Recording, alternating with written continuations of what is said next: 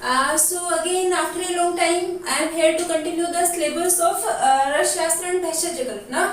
So आज के इस लेक्चर में जो मैं कवर करने वाली हूँ, जो रस शास्त्र और जो भैषज कल्पना है, जो आपका एक सेकेंड ईयर का सब्जेक्ट है, इन दोनों जो सब्जेक्ट का मीनिंग, मतलब इनका दोनों सब्जेक्ट का बेसिक मीनिंग क्या है दोनों का, ठीक है. तो ये आपको ऑलरेडी पता है कि रस शास्त्र है, ये 100 मार्क्स का थ्योरी इसमें आता है. जो भैषज कल्पना है इसमें 100 मार्क्स का थ्योरी है और दोनों सब्जेक्ट का 100 मार्क्स का आपका प्रैक्टिकल, मतलब total the both subject contains 400 marks. तो ये आपको पता है, ठीक है. सो आज हम जो रस शास्त्र और भैषज कल्पना है इसका थोड़ा सा बेसिक बताऊंगी, मतलब दोनों सब्जेक्ट का बेसिक मतलब क्या है दोनों का और दोनों में डिफरेंस क्या है, ठीक है. उसके बाद फिर हम रस शास्त्र से कंटिन्यू करेंगे. Then will start with Bhaishaj Kalpana. Clear? Okay. तो जो एक तरफ तो है आपका रस शास्त्र, क्लियर, और दूसरी तरफ है आपका भैषज कल्पना. देखो, तो जो ये रस शास्त्र जो है आपको यहाँ पर दिखाई दे रहा है, 2 words is there, one is the ras and the second is shastra. Is it clear? तो यहाँ पर जो 2 वर्ड है रस और शास्त्र, तो इसमें जो रस है इसका क्या मतलब है. तो being a second year student, अभी आप सेकंड ईयर में हैं, तो फर्स्ट ईयर में आपने रसे का मीनिंग पढ़ा होगा कि भाई रसे का क्या अर्थ होता है. तो अगर फर्स्ट ईयर के अगर अकॉर्डिंग चले तो जो रसे है आपने पढ़ा होगा, रसे का मतलब होता है आहार रस, ठीक है ना, आहार रस. ये पढ़ा है आपने फिजियोलॉजी में. जो दूसरा आपने पढ़ा है जो रस है दैट इज षड रस. षड रस मतलब मधुर, आम्ल, लवण, कटु, तिक्त, कषाय, जो आपके षड रस है उनको भी रस बोला जाता है. इसके ये तो आपने फर्स्ट ईयर में पढ़ लिया अभी तक, अगर आपसे कोई पूछे तो, ठीक है. उसके अलावा जो रस है इसके और क्या मीनिंग होता है, जैसे कोई भी द्रव मतलब कोई लिक्विड, और जनरली जल, द्रव या जल के लिए भी आपका रस वर्ड यूज किया जाता है. इसके अलावा है वीर्य और शुक्र, ये भी रस के लिए यूज होता है, वीर्य और शुक्र. इसके अलावा जैसे बालक के लिए भी रस वर्ड यूज किया जाता है. और इसके अलावा अभी अगर आप सेकेंड ईयर में हो, सेकेंड ईयर जो आप अभी फिलहाल जो कर रहे हैं उसमें अगर सब्जेक्ट के अगर अकॉर्डिंग चलते हैं तो यहाँ पर जो रस का मीनिंग है पारद. तो ये जो रस है इसके इतने सारे मीनिंग है. तो अलग अलग सिचुएशन में अलग अलग जगह पे जो रस है इसका मीनिंग अलग अलग हो जाता है.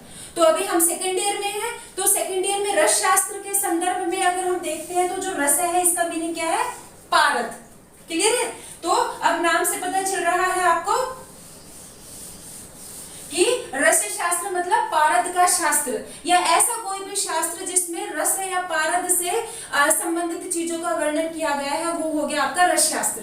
क्लियर? ओके. तो अब यहाँ पर आप अगर सिर्फ और इसको पारद ना कहकर अगर और भी अगर इसको अच्छा अगर एक वर्ड इसके लिए यूज करें तो दैट इज पारदादि. पारदादि क्यों? क्योंकि रस शास्त्र में केवल पारद नहीं है, रस शास्त्र में पारद के साथ में और भी द्रव्य है. वो कौन कौन से है? आपका महारस है, क्लियर, आपकी उपरस है, साधारण रस है, और भी बहुत है आपकी धात्वी है, सभी है. तो पारद आदि जो शब्द है वो कहना ज्यादा उचित है. क्लियर है? तो रस शास्त्र के अंदर पारद आदि द्रव्यों का, या इन अदर वर्ड्स आप कह सकते हो रस आदि द्रव्य का, क्योंकि बात तो एक ही है दोनों, क्योंकि जो रस और पारद दोनों सेम है. तो ऐसा शास्त्र जिसमें पारद आदि द्रव्यों का विस्तार से वर्णन किया गया है वो हो गया आपका रस शास्त्र. Is it clear? ओके. तो दूसरा जो ये आपका पारद और जो रस होने के बाद में है, इसमें जो पारद है इसका बेसिक पता है आपको, ये दैट इज Hg, और इसको क्या बोलते हैं, हाइड्रार्जिरम. हाइड्रार्जिरम इसका ये क्या है, लैटिन नेम है हाइड्रार्जिरम, और हाइड्रार्जिरम से H और G निकलकर इसका सिंबल बनता है दैट इज Hg. इसको इंग्लिश में बोलते हैं मरकरी, क्लियर, मरकरी, और हिंदी में इसको बोलते हैं पारद. ठीक है, एक खनिज द्रव्य है ये. तो एक बार फिर से मैं बता रही हूँ, तो जो रस शास्त्र जो आपका सब्जेक्ट है, इस रस शास्त्र में पारद आदि जितने भी खनिज द्रव्य है उनका वर्णन मिलता है, वो हो गया आपका रस शास्त्र. क्लियर? ओके. अब दूसरी तरफ बात करते हैं भैषज कल्पना सब्जेक्ट की. तो जो भैषज कल्पना है, वंस अगेन यहाँ पर भी 2 वर्ड है, भैषज प्लस कल्पना. तो भैषज का मतलब क्या है, यहाँ पर भैषज होता है औषध और औषधि द्रव्य. क्लियर? और कल्पना का मतलब क्या होता है, उसकी फॉर्मुलेशन। फॉर्मुलेशन मतलब डिफरेंट फॉर्मुलेशन।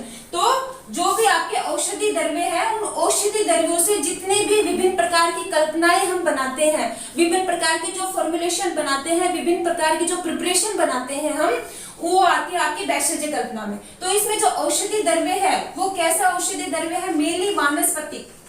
क्लियर है ये, मेनली वानस्पतिक। तो अभी मैंने यहाँ पर तो बता दिया पारद आदि खनिज द्रव्य, इन द सेंस रस शास्त्र में तो मेनली आपके खनिज द्रव्यों का वर्णन मिलता है, और आपकी जो वैषज्य कल्पना है इसमें आपका वानस्पतिक जो भी औषधि द्रव्य है उनका हम डिफरेंट प्रकार की क्या करते हैं, फॉर्मुलेशन करते हैं। जैसे फॉर एग्जांपल है अभी नीम है, ठीक है, आपका नीम है। अब नीम का हम क्या करते हैं, नीम, अब जैसे नीम हमें किसी पेशेंट को देना है, प्रिस्क्राइब करना है, तो हम क्या कर सकते हैं, नीम का हम चूर्ण बनाकर दे सकते हैं। क्लियर, आप जो नीम है इसका तेल बनाकर दे सकते हो पेशेंट को, और जो नीम है इसका आप कल्क बनाकर दे सकते हो पेशेंट को। तो ये है नीम, तो हो गया आपका वानस्पतिक द्रव्य, और इसकी ये होगी डिफरेंट फॉर्म, और इसकी फॉर्मुलेशन और इसकी कल्पना। तो ये सब आता है आपका वैषज्य कल्पना में। तो बेसिक आपको पता चल गया होगा दोनों सब्जेक्ट का। अब और एक चीज मैं आपको यहाँ बता देती हूँ, जो बार बार वर्ड आना है, एक होती है रसौषधि और एक होती है काष्ठौषधि। ठीक है, तो वो क्या होती है रसौषधि, तो देखो जो रस शास्त्र में हम जितनी भी फॉर्मुलेशन करते हैं खनिज द्रव्यों के द्वारा, हम रस शास्त्र में जितनी भी फॉर्मुलेशन बनाते हैं उनको सभी को क्या बोलते हैं, रसौषधि। क्योंकि ये वर्ड बार बार आएगा आगे भी, रसौषधि। ठीक है, मतलब रस है और औषधि मतलब रस है, मतलब पारद। तो पारद या पारद आदि द्रव्यों के द्वारा जो औषधि निर्मित की जाती है that is rasaushadhi. Is it clear? Okay, इधर है वैषज्य कल्पना। तो वैषज्य कल्पना में मेनली वानस्पतिक है, तो वानस्पतिक के लिए जो दूसरा वर्ड यूज होता है दैट इज काष्ठ। काष्ठ, क्लियर? तो काष्ठ औषधि, तो मतलब जो वैषज्य कल्पना में जो हम डिफरेंट फॉर्मुलेशन बनाते हैं विद हेल्प ऑफ वानस्पतिक द्रव्य। वानस्पतिक के लिए एक वर्ड यूज होता है काष्ठ, और मतलब समहाउ लकड़ी आप उसको बोल सकते हैं। तो अपने जो वानस्पतिक जो द्रव्य है उनसे जो हम कल्पना निर्मित करते हैं दैट इज कंसिडर एज काष्ठ औषधि। तो ये वर्ड बार बार आगे आएगा, तो ये आपको अंडरस्टूड हो जाना चाहिए कि भाई ये रसौषधि और ये है काष्ठ औषधि। क्लियर? अब जैसे हम कोई भी प्रिपरेशन बना रहे हैं, उस प्रिपरेशन में सपोज करो 10 इंग्रेडिएंट है हमारे पास में, अगर वो 10 के 10 अगर काष्ठ है मतलब वानस्पतिक है, तो उससे जो प्रिपरेशन बनेगी वो होगी काष्ठ औषधि। Is it clear? और अगर इस 10 में से जो 10 इंग्रेडिएंट आपने लिए हैं, अगर इस 10 में से अगर एक भी आपका अगर रसादि द्रव्य है, मतलब आपका रस शास्त्र वाला कोई भी खनिज द्रव्य, ठीक है, तो वो उस टाइम पर क्या कहलाएगी, रसौषधि। क्लियर हो गई ये बात? तो ये है मेनली बेसिकली रसौषधि और काष्ठ औषधि, जो बार बार आगे आएगा, तो आपको वो चीज क्लियर हो जानी चाहिए। क्लियर? ओके।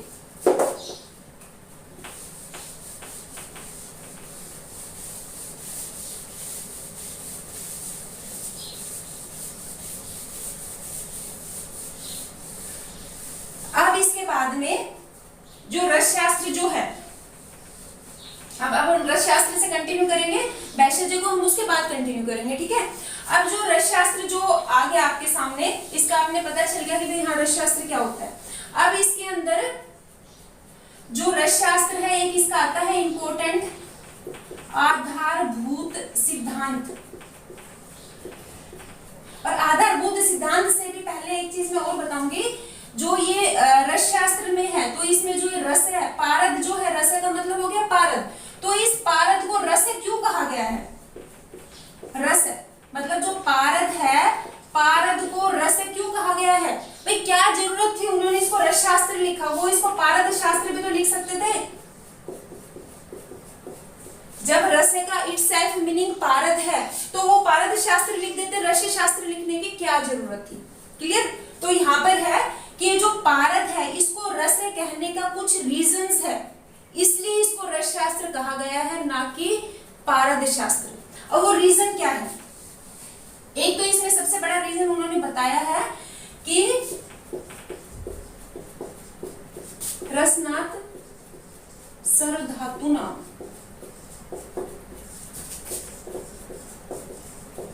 रस इत्ते भी दीयते। Is it clear? तो this is one of the quotation. इसमें क्या बताया है कि जो रस है इसके अंदर कैपेसिटी है, या ये कह सकते हैं जो पारद है इसके अंदर कैपेसिटी है। क्या कैपेसिटी है इसके अंदर? सर्व धातु नाम, ये सभी धातुओं को खा जाता है। खाने का मतलब ये क्या करता है, उसको अपने अंदर आत्मसात कर लेता है, अपने अंदर आत्मसात कर लेता है या उसको अपने अंदर मिला लेता है। जैसे कोई भी धातु है आपकी, स्वर्ण हो सकता है, रजत हो सकता है, वंग हो सकता है, कोई भी धातु है आपकी, उस धातु को जब आप इस पारद के साथ में मिलाते हो, पारद प्लस धातु, तो मिलाकर जब इसका मर्दन करते हैं तो ये जो धातु है कुछ टाइम के बाद में जो धातु है इस पारद में बिल्कुल क्या हो जाती है, मर्ज हो जाती है। ठीक है, तो मर्ज होने के बाद में ये जो पारद है ना, ये बिल्कुल ये कह सकते हैं जो पारद है इस धातु को अपने अंदर आत्मसात कर लेता है, मिला लेता है इसको। तो ये एक रीजन है कि पारद को क्या कहा गया है, रस। दूसरा रीजन क्या है, जो पारद है इसको भगवान शिव का वीर्य बोला है, भगवान शिव वीर्य। क्यों बोला है? क्योंकि पौराणिक कथाओं में ऐसा बताया गया है जो ये पारद है ये भगवान शिव का वीर्य है, मतलब भगवान शिव के वीर्य से पारद की उत्पत्ति हुई है। और वो कैसे हुई है, उसके पीछे क्या स्टोरी है, ये जब बाद में हम पारद प्रकरण पढ़ेंगे उस टाइम पर मैं आपको बताऊंगी। ठीक है, तो भगवान शिव का ये वीर्य है। और अभी मैंने जब रस्य का आपको डिफरेंट मीनिंग बताया था तब मैंने बताया था जो रस्य है वो वीर्य के लिए भी यूज हुआ है, तो इसीलिए पारद को पारद ना कहकर क्या कहा गया है, रस। क्लियर?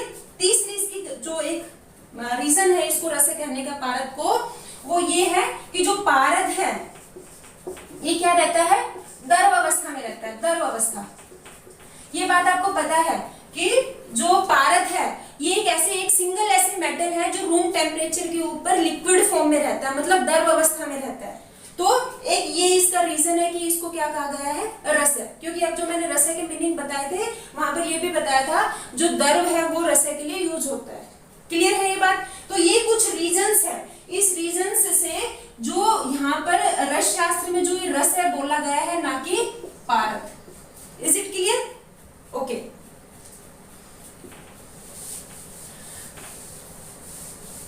अब इसके बाद में एक आता है रस शास्त्र का आधारभूत सिद्धांत। अब आधारभूत सिद्धांत का मतलब क्या होता है, बेसिक एलिमेंट, किसी भी चीज का आधार। तो अब हमारा जो रस शास्त्र है इसका आधार क्या है, मतलब इसका बेस क्या है, जो रस शास्त्र वो किसके ऊपर आधारित है। जैसे आप बिल्डिंग बनाते हो तो बिल्डिंग के लिए उसकी जो नींव होती है वो उसका बेस होता है, ऐसे हर चीज का अपना कुछ ना कुछ बेस होता है। अब जैसे आयुर्वेद है तो आयुर्वेद का भी अपना बेस है। क्या है आयुर्वेद का अपना बेस है भाई, त्रिदोष है, क्लियर है, और आपका त्रिगुण है, पंच महाभूत है, ठीक है, सप्त धातु है, त्रिमल है, ये सब आयुर्वेद के बेस है। तो ऐसा ही अपने रस शास्त्र का भी बेस है। तो अभी मैंने आपको बता दिया, तो रस शास्त्र का एक तो बेस क्या हो गया, रस है भाई, जो रस है और जो पारद है ये रस शास्त्र का बेस ही तो हो गया। और इन अदर वर्ड्स आप ये कह सकते हो पारद आदि द्रव्य, एक ही बात है दोनों। अब अगर इस रस शास्त्र में से सपोज करो मैं इस रस को हटा दूं तो ये क्या बच गया, सिर्फ शास्त्र। शास्त्र का मतलब एनी साइंस, कुछ भी हो सकता है। तो जो पारद है ये आपका रस शास्त्र का क्या हो गया, आधारभूत सिद्धांत है। दूसरा पारद आदि द्रव्य, भाई पारद जो है रस शास्त्र में सिर्फ अकेला नहीं है। हाँ मैं मानती हूँ वो प्रधान द्रव्य है, सब में प्रधान है पारद, लेकिन पारद के साथ में और भी तो द्रव्य है जो उसके सहायक द्रव्य है। जैसे महारस है, उपरस है, साधारण रस है। क्योंकि आप अकेले पारद से क्या बनाओगे, उसके साथ में कुछ ना कुछ ऐड करके आपको देना है, तभी फॉर्मुलेशन बनती है।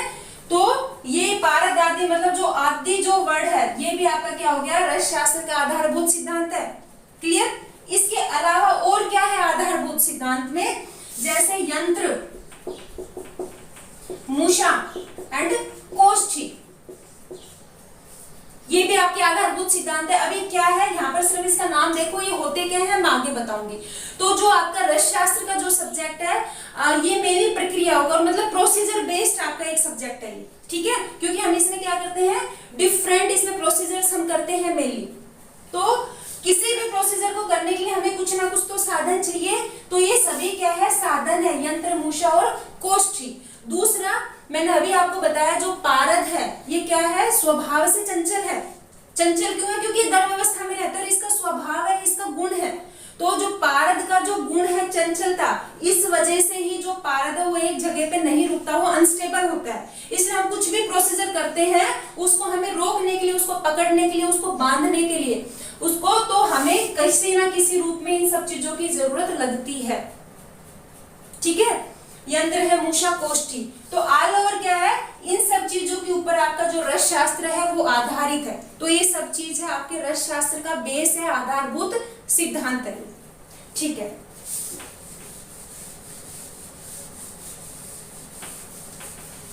इसके बाद में जो सबसे इंपॉर्टेंट बात है वो ये है कि जो रस शास्त्र है इसकी इंपॉर्टेंस क्या है, या ये कह सकते हैं रस शास्त्र का प्रयोजन, और दूसरे वर्ड्स में ये कह सकते हैं जो ये पारद है इसकी महत्वता। ठीक है, मतलब इंपॉर्टेंस ऑफ द सब्जेक्ट और इंपॉर्टेंस ऑफ द पारद। भाई क्या है ऐसे ऐसे इसमें इंपॉर्टेंट इसमें कि हमारे आचार्यों ने ये फील किया कि भाई इस पारद के ऊपर एक पूरा शास्त्र होना चाहिए। ऐसा क्या था कि उन्होंने इसके ऊपर एक पूरा शास्त्र बनाया, कुछ तो स्पेसिफिक इसमें होगा ना कैरेक्टरिस्टिक्स। ठीक है, नहीं तो जैसे फॉर एग्जांपल पीरियोडिक टेबल है, तो till date approximate periodic table में 118 एलिमेंट है, लगभग 118 है आज तक जो नोन है। इन 118 में से जो आपका मरकरी है वो भी एक है। तो सिर्फ वो जो साइंस है वो मरकरी पर ही क्यों है, रस शास्त्र, वो हाइड्रोजन शास्त्र भी तो हो सकता था, स्वर्ण शास्त्र हो सकता था, लिथियम हो सकता था। ठीक है, तो ऐसा सिर्फ पारद पर ही क्यों है, तो ये तो बात है कि कुछ ना कुछ तो स्पेसिफिक कैरेक्टरिस्टिक्स है इस पारद में। ठीक है, तो एक इसका मैंने अभी स्पेसिफिक कैरेक्टरिस्टिक्स बताया है आपको कि जो पारद है ये कैसा होता है, तरल अवस्था में। मतलब जो पारद है ये एकमात्र ऐसा एक आपके मेटल है जो रूम टेम्परेचर पे लिक्विड फॉर्म में रहता है। चलो मैं मानती हूँ ये अपने आप में एक स्पेसिफिक कैरेक्टरिस्टिक्स है इसका, लेकिन इतना ये नहीं है कि इस एक छोटी सी बात के ऊपर इसका पूरा एक क्या बना दिया जाए, सब्जेक्ट इसके ऊपर बना दिया जाए। ठीक है ना, तो कुछ ना कुछ तो इसमें है जो हमारे आचार्यों ने फील किया और उन्होंने एक इसके ऊपर सब्जेक्ट बनाया। सो वो ही क्या है आपकी रस शास्त्र का प्रयोजन और पारद की महत्वता। मतलब ये ऐसा क्या इंपॉर्टेंस है इसके अंदर कि इसके ऊपर एक पूरा शास्त्र बना। क्लियर? ओके, तो इसके इंपॉर्टेंस थोड़ा सा मैं कोरिलेट करके समझाऊंगी, सिर्फ वो चीज समझने के लिए है। क्लियर? ताकि आपको समझ में आ जाए, क्योंकि बहुत सारे स्टूडेंट है वो कहते हैं कि मैडम ये जो रस शास्त्र है इसका ये क्या इसमें सिद्धि होती है, कैसे पारद धातुवाद देता है। मतलब बच्चों को इस सब कंसेप्ट में बहुत ज्यादा कंफ्यूजन रहता है कि ऐसा क्या है पारद में, क्या मैडम ऐसा सच में ही होता था। बहुत सारे बच्चे इसमें क्वेश्चन रेज करते हैं, तो उसी के ही अकॉर्डिंग मैं इसको एक बार कोरिलेट करके समझाने की कोशिश कर रही हूँ, क्योंकि फर्दर चलने के लिए हमें सब्जेक्ट को समझना बहुत जरूरी है। नॉट इवन ओनली रस शास्त्र, किसी भी सब्जेक्ट को हमें समझने के लिए, आगे चलने के लिए उसका हमें पहले बेसिक जो कंसेप्ट है वो हमें क्लियर होना चाहिए उस सब्जेक्ट का।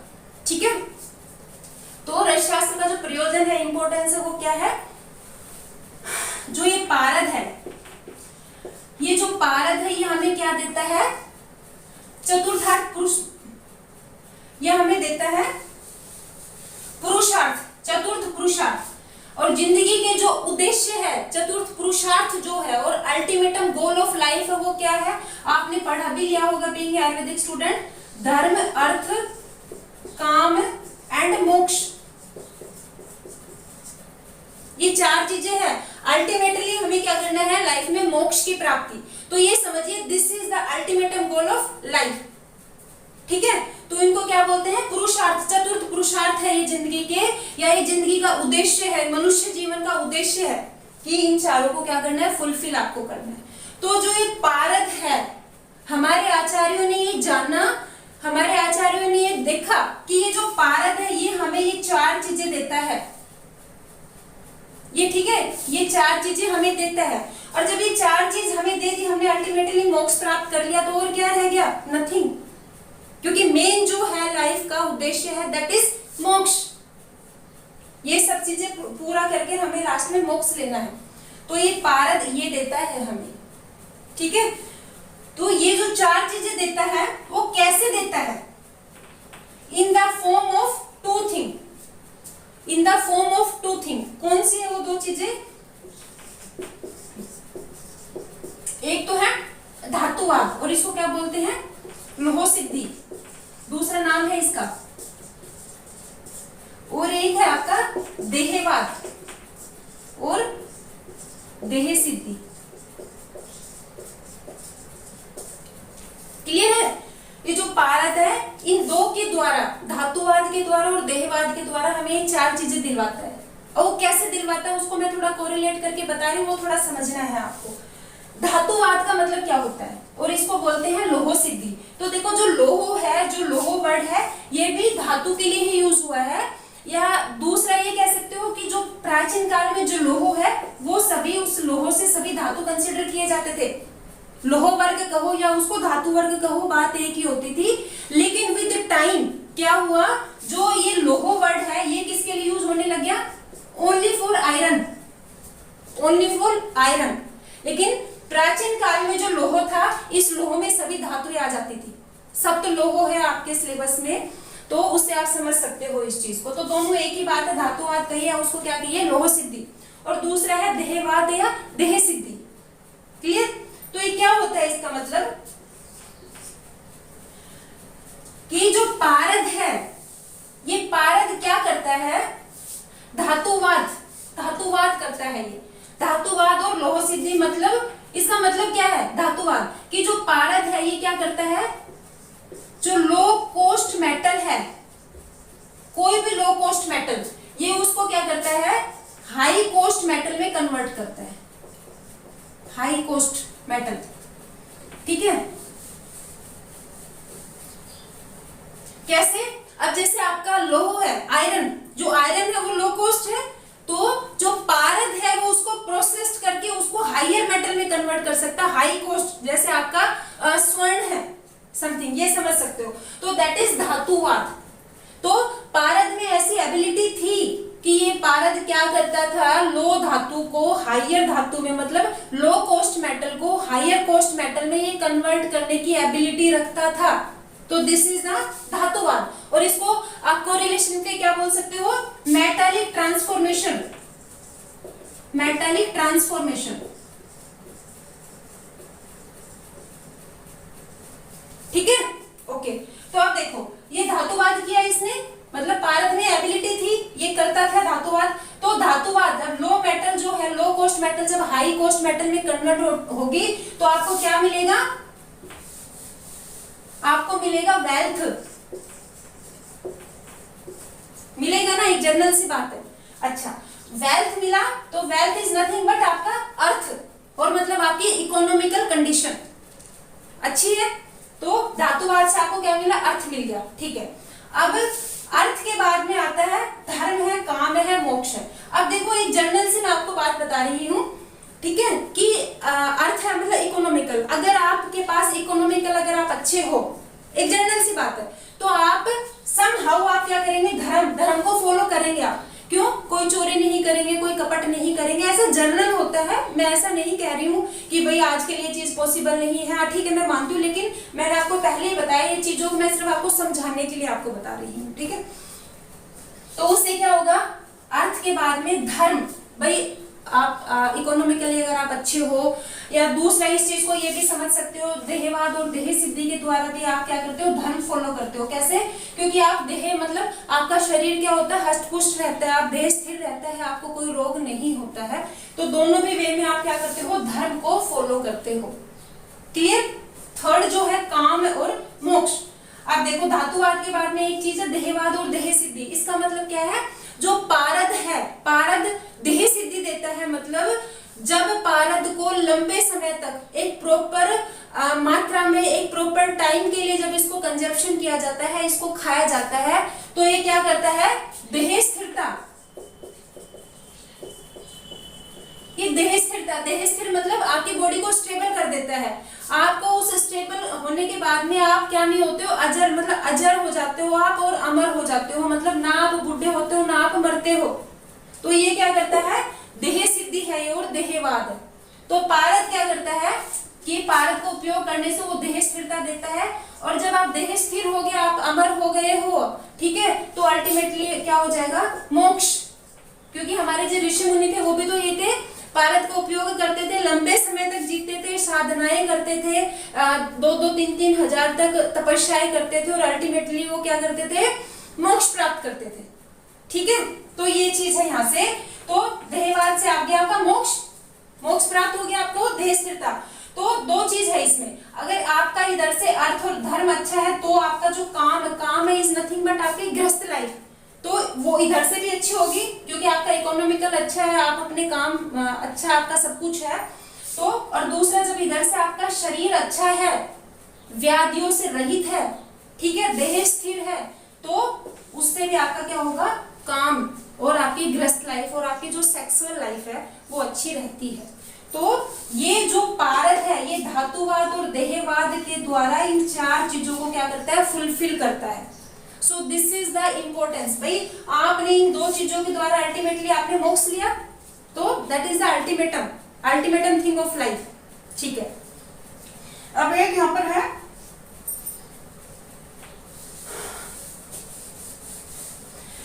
हमारे आचार्य ने ये बोला, कुछ आचार्य ये बोलते हैं कि जो पारद है ये सिर्फ धातुवाद के लिए ही उपयोगी है, धातुवाद, ठीक है, लेकिन कुछ क्या बोलते हैं कि नहीं ये सिर्फ देहवाद के लिए उपयोगी है।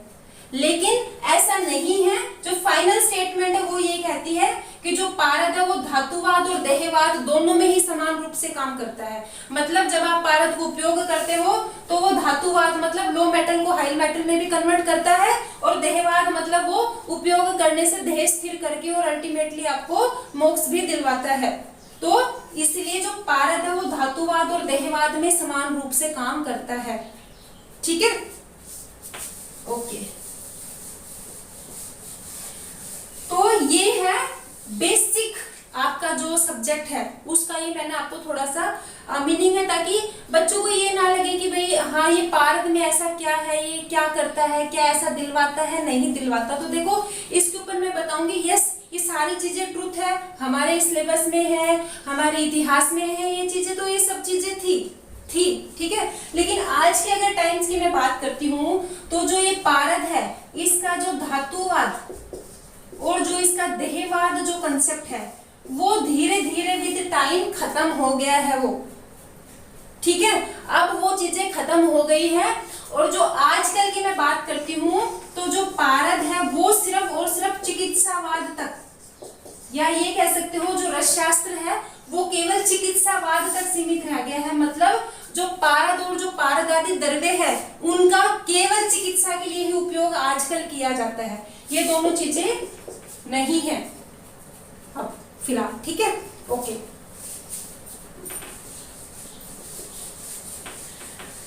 अब जो एक नेक्स्ट जो आपका टॉपिक है वो है इतिहास, ठीक है, और रसशास्त्र का इतिहास कह सकते हो या पारद का इतिहास कह सकते हो। ठीक है, तो देखो इतिहास से रिलेटेड मैं आपको बताऊं कि बिना इतिहास के कोई चीज नहीं होती है, हर चीज का अपना एक इतिहास है, आपका है, मेरा है, हमारे कौन पूर्वज थे, हम कहाँ से बिलोंग करते हैं, कहाँ से आए, मतलब एक हर किसी का अपना एक इतिहास होता है। तो अगर ऐसे विद्याओं की बात करते हैं अगर हम, तो विद्याओं का और इन अदर वर्ड्स आप क्या कह सकते हो, जितने भी ज्ञान और विज्ञान है उन सभी का ही जो उद्गम है वो किससे माना जाता है, वैदिक काल से।